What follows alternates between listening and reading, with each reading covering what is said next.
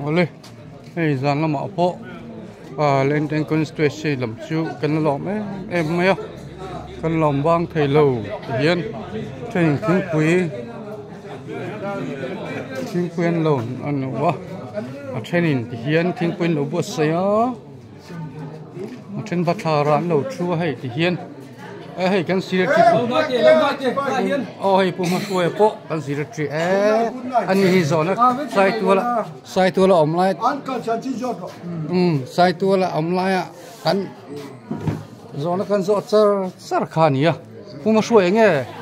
kan han tin te khanin iril ro omma saber lalparo puina langani chu tak chu ni kan siat chak ni amak khop ma ga in le thal dan teng te ka wo zali chuang khan kan han chakalo teu ma pang mai kha ani lai kan lungai takin kan oma mar chu zoi in tro zoi kan bin chowa wo som thum le eng jang kan chak kha thum chare wo pasari wo som ni kan ka final lang ro team mo ka team pu buai 47 mo anh po trên sẽ căn sản này tắm lẩu mà sẽ căn chặt xí nè chú lại chú mà bồi mỗi mẹ mà này căn chỉ bảy non lẻ ngắt tiền nè chặt khăn nhà vô xin cả ta chặt này căn đang làm nào ông rẻ ràng lẩu mày chú lại chú ấp bụi nào nè hay tiền dậy nào po miền lẩu bung khô mà thì hiện hay lỏng em mà hiền Kumarwa Oma ni po zo la kan zo ha kina ela en lo zong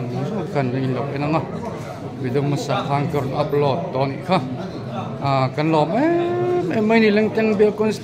constituency hi Kumarwan mi han enkol thai tu teng te hi kan lo ma kan emel masa kha athalo kan ti reng lo number 2 thì hiện khắc khinh na lâu kenga Pumarowi kan ring to ka thì pato pin atidon thì kan ring tak zet ani hay nu ho te ngoin ni le ngin Pumarowa chakani ti an riat khan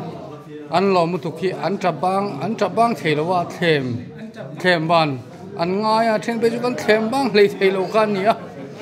ro kui kan ti tak set ni an siler urin kan ringa an trap na ser tu kha lo ma wang ani ya khang tek ka lo ma wang a tra na te hi ro pui em mai machine na hian nang teng te hi kan chuang ani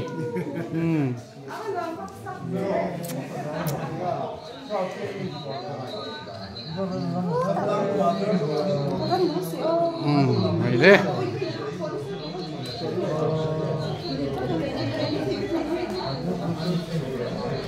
kan tlantin Pumarowa athiam mal som na ka dom zel thei nan du sak na kan theina song in kan hlan non le ri se tiang zelin zpm ta na bial dang tling song te tin tling zo ta lo teng te mnfml tling song han ko du sak kan hlan na ram ta na thei to paken pen theina du rin du sak na kan hlan non le ka zong ka za ina chuan kan video sik thei chun lon ta se kan lo me